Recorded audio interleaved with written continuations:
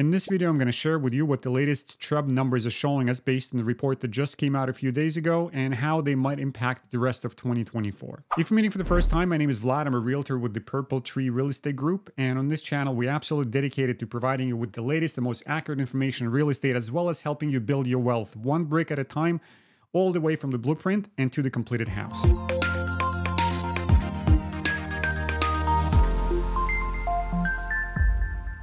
Hey, happy 2024, happy new year. The TRREB Market Report that was released just a few days ago, earlier in January of 24, is covering the month of December of 2023. And it's given us all sorts of answers to important questions, but those questions are more of a general nature. So things like what's happening with the GDP in Canada? Is it growing or shrinking? What's happening with the unemployment rates? Where is the policy rate at by the Bank of Canada? What's happening with prime rates and things along those lines? Also, there are specific stats neighborhood by neighborhood or region by region for the GTA. And yes, all that information is super important, but what most of us need to know or want to know for 24 is basically three things. If I'm thinking about selling, how much is my house worth this time around in the beginning of 24? Is the market going to crash this year? And what is the best time to sell? Because we know that real estate market is seasonal and last year was full of surprises. How is this year going to shape up? Well, we don't know yet, but we're going to try and answer those three basic questions a bit later in the video. And in the meantime, let's dive directly into the report itself. Well, first, let's look at the inflation rate. Is the inflation under control? Well, right now, we're seeing that the inflation rate is at 3.1%, which is a slight improvement over what we had as of the last reading, which was at 3.2%.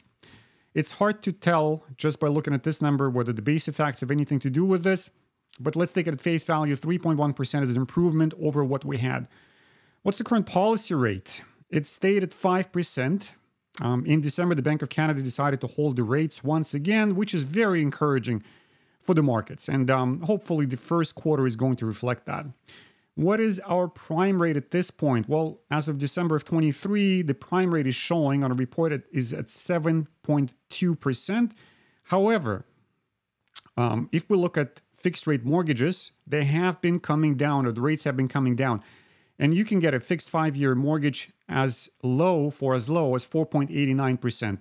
If you were to go with one of the big 6 banks, then the rate is at 5.14%, which is actually a great improvement over what we had even a month ago. So that's some positive news as well. Now, let's turn to the sales numbers in percentage terms. So detached homes for the 416 area code. And before we get there, I got to say that the numbers are looking pretty good overall. There are some numbers that are in negative territory, but for the most part, the report is in the black. So going back, 416 area code detached homes, 20.8% improvement on the volume of sales. 905 area code, 11.4% improvement. For semis, a whopping 56.1% increase in the volume of sales.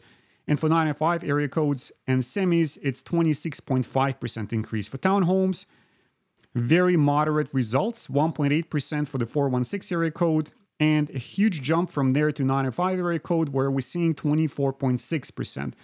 For condo apartments, they're teetering at the same level as last year, 0.5%. And for 905 area code, we actually have the numbers drop to minus 5%. So there's been a decline in the volume of sales for condos within the 905 area codes. The prices for detached homes, 416, stayed almost at 0.3% change in the negative territory. Semis have gone up by 1.5%, again, 416. Continuing with the 416, townhomes, 25.3%, and condo apartments have dropped in prices for the 416 area code to the negative 4.1%. Switching over to the 905 area code, 3.1% improvement in prices for detached homes in the 905 area. Semis, almost at zero, minus 0.1%. Townhomes within the 905 area code is 1.2% improvement, and condo apartments have dropped in prices by 1.2%. And now let's just scoop over to the year-over-year summary, where we see an increase in sales by 11.5% across all property types and all area codes. New listings down 6.6%. So 3,886 units were sold in December of 23 versus 4,161 units were sold in December of 22. Active listings are up by 19%, so the inventory grew as compared to December of last year. Average price has gone up by 3.2%, and average days on market have increased for LDOM by 18.5%, which is listing days on market, and property days on market, or PDOM, increase of 22.5%.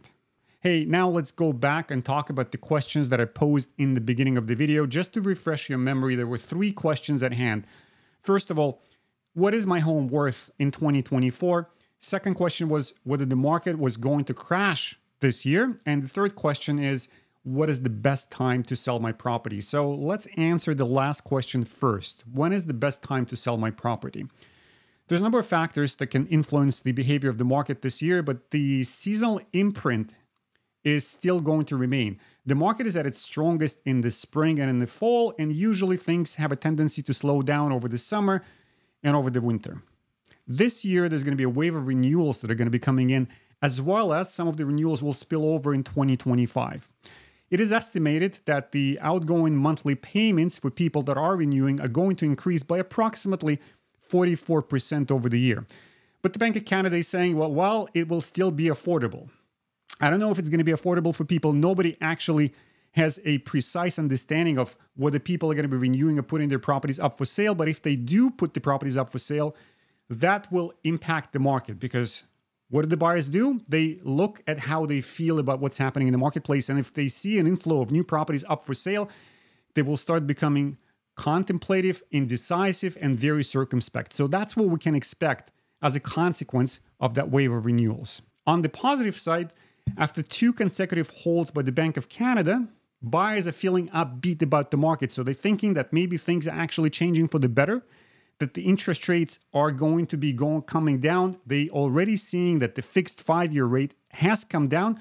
So the buyer sentiment is improving, and people are actually ready to start going outside and making purchasing decisions. With all that said, while we're riding the wave of the improved buyer sentiment, I think the sellers should take cue from the buyers and say, hey, you know what? This is the time for me to go in the market and actually try and sell my property. The time to sell, and that's the answer to the question, the time to sell is in the first quarter. There's a lot of variables that are actually a big unknown for the remainder of the year, but it appears that the market is going to be quite strong in the first quarter of 2024. So if you are thinking about making that move, you are advised to seriously consider coming on the market in the first quarter of this year. Now let's talk about the second question. Is the market going to crash in 2024? So for that, let's first go to what's happening south of the border. 2024 is the election year in the US, and there's a lot of political, economic, and cultural divides within the country, any combination of which might impact the economic outcome. And if the American economy starts sputtering in 24, the Canadian economy will likely go into a nosedive, because we are essentially connected at the hip and we're wholly dependent on what's happening in the US. So for my part, I'm keeping my fingers permanently crossed, hoping that the American economy will escape 2024 unscathed. The second risk factor is a couple of geopolitical scares that are happening in different parts of the world. So one of them is going on. There's a massive conflict in Europe, and the second one is happening in the Middle East. Any one of those conflicts can spiral out of control and into an unknown orbit, thus impacting the worldwide economies and certainly the economy in Canada. Now, let's bring things to the home front and see if the Canadian economy is in the recession. Well, officially, we're not in recession. But there are some economists that believe that actually we are, like the group of economists at the Oxford Economics. They truly believe that we have entered the recession some time ago, and just a matter of time before the officials make the announcement. And once that happens, and if that does happen, then the buyer sentiment will change. People will start scaling back because they will start feeling this uneasy about going out and making purchasing decisions when the economy in the country is in the recession. With all that said, the point that I'm trying to make is that there is a non-zero chance that the Canadian economy, along with the real estate market, will go to hell and a handbasket. But personally, I don't think that this is the direction in which we're going. I'm just saying that there's a non-zero chance of this occurring. And the last question is, how much is my house worth in today's marketplace? Well, that's a tricky question because without physically seeing your property, it's very hard to estimate with accuracy what your house might be worth in today's marketplace. So if you are contemplating coming on the market sometime this year, let's have a conversation. Connect with us through a calendar link that we're going to include in the description below.